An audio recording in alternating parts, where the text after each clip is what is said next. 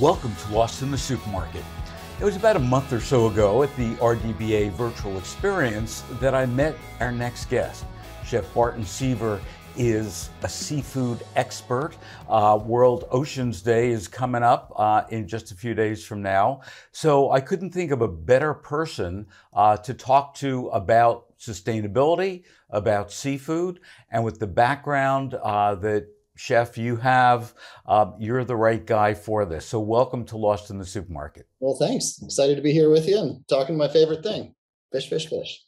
So before we talk about sustainability, let's talk a little bit about your background. So you've worked in some of the most famous restaurants. You've also worked on fishing boats. What made you, really refocus all of your efforts on seafood versus being a restaurateur? Well, to me, just from a ingredient category as a chef, seafood is as interesting as it gets. The diversity of tastes, textures, colors, seasons, narratives, regions that are represented by seafood, and the deep history around it just captivated me as a cook. And as a cook with a curiosity, I wanted to just understand as much as I could about those ingredients. And so that led me travels all over the world and a lot of fun. Just really understanding it, getting to know it firsthand. And in that process, I began to understand the impacts that our choices as chefs and as consumers were having on the oceans and on the communities that we rely on to provide food for our tables. And that growing awareness started off as sort of in the typical sort of environmentalism aspect of bad human bad, we are the problem, get better. But if we can hurt and make sick through the choices we make for dinner, the other side of that coin is that we can heal and we can restore. And so I began just looking at sustainability as really this empowering, wonderful conversation about how do we ensure the endurance of thriving human communities and resilient ecosystems. And what a fun way to spend a day or a life. So when I talk to people about seafood, regular consumers, I hear more questions than I hear answers. Why do we have, this lack of knowledge about seafood? Certainly, it's very versatile. It's very easy to cook. It's delicious. It's loaded with good nutrition. But the average consumer still is eating a tiny bit of seafood as compared to beef or chicken, for example. Well, there's a number of reasons for this. I wrote one of my books called American Seafood, and in that I explored some of it's a book on the history of the American seafood industry, and I explored some of the sort of the long-term trends on that. I mean, we started this nation, settler nation, was founded upon the backs of cod and the men and women that fished them. And it wasn't until we turned inland, we turned away from the tempestuous waves of the North Atlantic to focus on another ocean that rippled with amber waves of grain, and we became an agrarian nation. It was always sort of beneath our aspirations to eat seafood. Eating beef, eating chicken, eating pork was seen really as an achievement. And so there's sort of long been this cultural, maybe unspoken cultural trend towards this, but also seafood is more perishable. Seafood is more diverse. Seafood is more seasonal. And it comes from wild fisheries until very recently when farm fish was introduced. So it was just there was just a lot more variables to it. There's a lot more to know about seafood than there is to know about hamburger or pork chops or chicken. And so it's not that I think we don't know enough as consumers. It's that I think we just get confused by all that there is to know, that really the key to understanding seafood is actually to step back and to simplify. And once we do, it's a very simple protein. It's a wonderful addition to our diets that helps sustain our good health.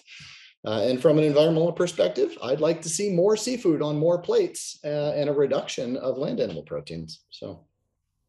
And absolutely, when it comes to nutrition, it's critical that we eat more seafood. Why is World Oceans Day so important? Despite the fact that we live on a mostly blue planet, And by mostly blue, let me say that 99% of the livable space on this planet is underwater. 99%. 71% of the surface of this planet is water.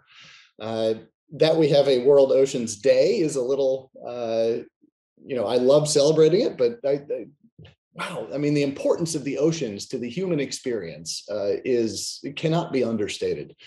And World Oceans Day is just a great opportunity for us to maybe turn our daily attentions, which are, just on the activities of life, and maybe, beg us to gaze out wistfully at the wine dark sea and to think about, contemplate how it impacts us, how it affects us, and what we can really aspire to achieve through the oceans in terms of sustained and enduring human communities. So what I'm hearing from you is you'd much prefer that every day was World Oceans Day. Yes. I think that we would be better off if we just conceptually and just from a societal standpoint understood the ecosystems that we live in better. I think that when we understand the value of that which is not only near us, but maybe beyond our daily view, then we act in interest of those larger systems. And understanding how the ocean impacts humans, I think, is an important thing. And I wish that, well, I just wish it was a greater part of our daily realities to think about. So when we pick up the newspaper or TV, we're constantly seeing reports on how we're polluting the ocean with whether it's plastic or garbage or anything else. What's the impact that that's truly having on oceans and on fish? That science is still being done. We certainly know that the oceans are full of trash. It's just things flow downstream and into the ocean, out of sight, out of mind for us. And for too long, we've sort of abused the ocean as just this catch-all that we can make things disappear into. Plastics in particular are an issue. Microplastics, which wash out of our clothing and down the drain, et cetera. I mean, there's all sorts of products that contribute to this. The damage it's doing to the ocean, aside from just the aesthetic damage that when we see a polluted beach, we don't really know exactly how microplastics in particular are affecting sea life populations, and therefore by extension us as well, if we're eating those seafoods. I haven't seen much data right now that suggests significant health concern with that, but I'm not sure we're looking in the right places for that yet, or that we certainly don't fully understand it. It's certainly something to keep an eye on. Yeah, but also the ocean isn't the only victim of this. I mean, there is microplastics in the air that we're breathing. There's microplastics in almost all of the food that we're eating to various degrees. So it's, I guess the takeaway from this is, I fear that the focus of such conversations will end up being about how the danger of seafood, or that somehow this is a polluted resource, when in fact the conversation really needs to be about why is there pollution there in the first place. And I'd love to see us stop using a lot of plastic, right? We all would. We all would. So let's shift gears to the supermarket. Yeah. What do supermarkets need to do to raise awareness and consumption of seafood with their shoppers? Just celebrate it first and foremost.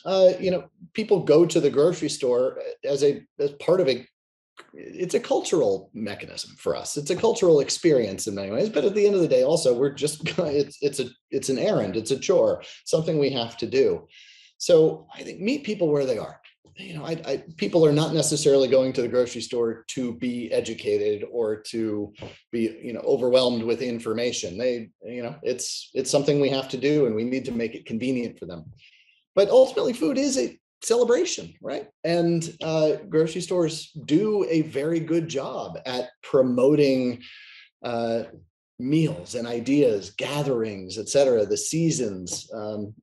So I just like to see seafood represented more as part of those promotions, whether it's cross promotions with wine sales and pairings with Sauvignon Blanc, whether it's uh, celebrating easy, canned, delicious, sustainable seafood that's super easy and convenient to make your kids lunch with, as I do every morning. Just et cetera. I think there's so many different narratives around seafood that can capture our attention, that I would love to see happen. And especially, I think, as grocery stores move into prepared foods, and that's become such an important part of the grocery and American retail experience. Uh, I would love to see seafood integrated more in those locations, because I think the culinary ingenuity that can be expressed through prepared goods is so wonderful, and such a wonderful sort of entry point for people to integrate more seafood into their diets. When I go into a supermarket, I'll see, oh, probably, 30, 35 feet of a meat case. And if I'm lucky, I'll see, 5 to 7 feet of a seafood case. And when I look in the seafood case, I see salmon.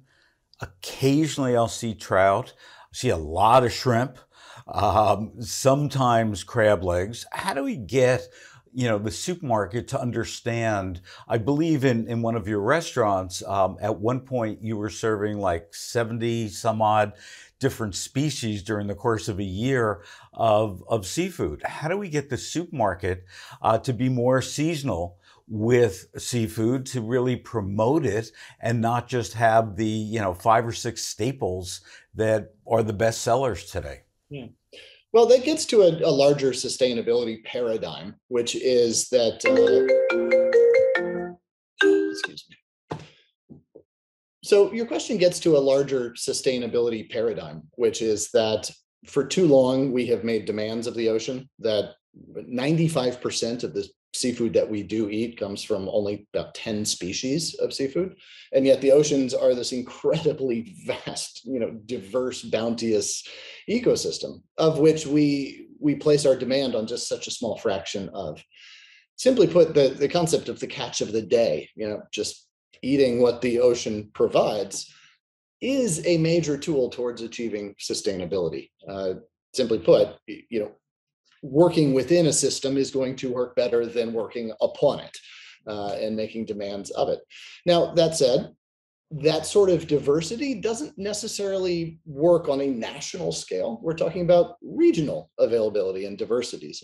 And I'd love to see grocery stores do that, celebrate local flavors, whether this is crabs in the Chesapeake, but also weakfish and mackerel and striped bass and flounder and clams. And I mean, I could go on, and yellow perch and all these other delicious species that are so wonderful, but fall outside of the normal canon of recipes that we see on Pinterest or wherever else.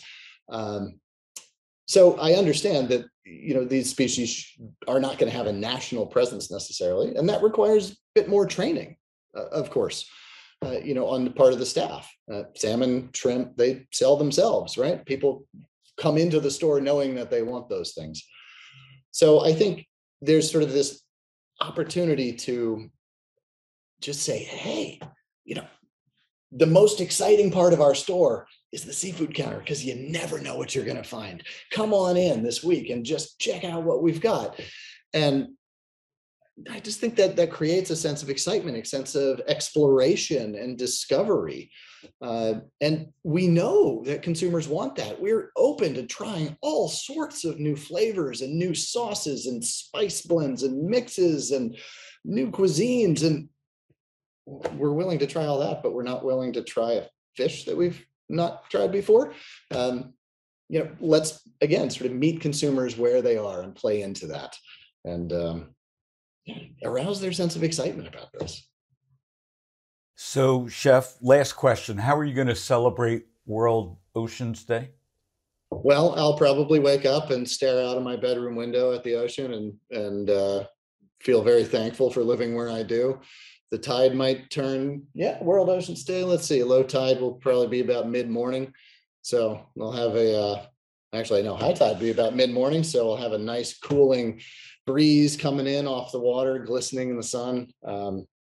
I will definitely eat some seafood, probably 3 times that day, as we normally eat seafood twice. But I think the biggest thing that I'm going to do is I'm going to take my 2 little boys. I got a 2-year-old and a 5-year-old, and we walk down to the beach and we just stand there and give thanks for this giant system that is so delicious and so supportive of all that we do. And I live up here in Maine on the ragged, jagged, delicious coast, and the hum of diesel engines and the lobster industry and clammers and mussel farmers all around us in my neighborhood.